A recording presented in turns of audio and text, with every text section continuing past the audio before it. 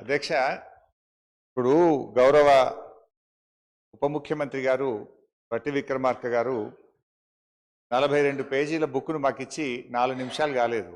కనీసం ఇది మేము చదవకుండానే ఈరోజు మమ్మల్ని మాట్లాడమంటున్నటువంటి పరిస్థితి. నిన్నటి నుంచి నేను మన అసెంబ్లీ సెక్రటరీ గారిని, మీ ఆ కార్యాలయాన్ని కూడా ఈ సభలో నోటు మీరు ముందుగా ఇవ్వండి, అట్లీస్ట్ సభ్యులు ప్రిపేర్ అయ్యి రావడానికి ఉంటుందని చెప్తే ఈ నోటు ఈరోజు సభలో వారు లేచి మాట్లాడడం స్టార్ట్ అయిన తర్వాత మా చేతిలో పెట్టారు. Then how a member can speak on this అధ్యక్ష? భవిష్యత్తులోనైనా నేను మీతో కోరేది ఒకటే, అట్లీస్ట్ ప్రభుత్వం టేబుల్ మీద పెట్టేటువంటి పేపర్ను ముందు రోజు సభ్యులకు ఇచ్చినట్టయితే సభ్యులు ప్రిపేర్ అయ్యి రావడానికి ఉంటుంది.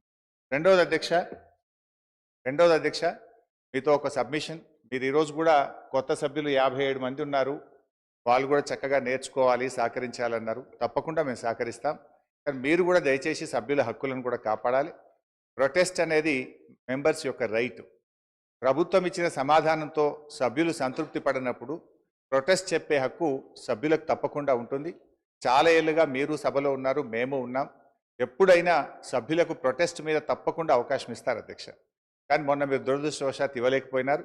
భవిష్యత్తులోనైనా సభ్యుల హక్కులు కాపాడాలని, సభను మరింత హుందాగా నడపాలని, దానికి మా పూర్తి సహకారం అందిస్తామని కూడా మీ ద్వారా తెలియజేస్తాం అధ్యక్ష. ఇకపోతే సబ్జెక్టులోకి పోతే ఈరోజు మాట్లాడతారా? నాకు అధ్యక్ష, గౌరవ సీనియర్ శాసనసభ్యులు హరీష్ రావు గారు డిస్కషన్కి సంబంధించిన అంశం విషయంలో ఇప్పుడే ఈ వైట్ పేపర్ పైన ఈరోజు మరి డిస్కషన్ స్టార్ట్ చేసి వెంటనే ఈ పేపర్స్ లే చేయడం జరిగిందని చెప్పారు అధ్యక్ష. వారికి కూడా తెలుసు, వారికి కూడా చాలా అనుభవం ఉంది. గతంలో కూడా అన్ని సందర్భాల్లో, ఒక్క సందర్భం తప్ప అన్ని సందర్భాల్లో కూడా ప్రతి షార్ట్ డిస్కషన్ పైన డిస్కషన్ మొదలవుతానే పేపర్స్ లే చేయటం జరిగింది అధ్యక్ష. అనేక సందర్భాల్లో మేము అటు ఉండి కూడా మరి పెద్దలు హరీష్ రావు గారు చెప్పినట్టు మేము కూడా అదేవిధంగా ప్రస్తావన తీసుకొచ్చాం. కానీ మార్పు తీసుకొచ్చే ప్రయత్నంలోనే ఉన్నాము.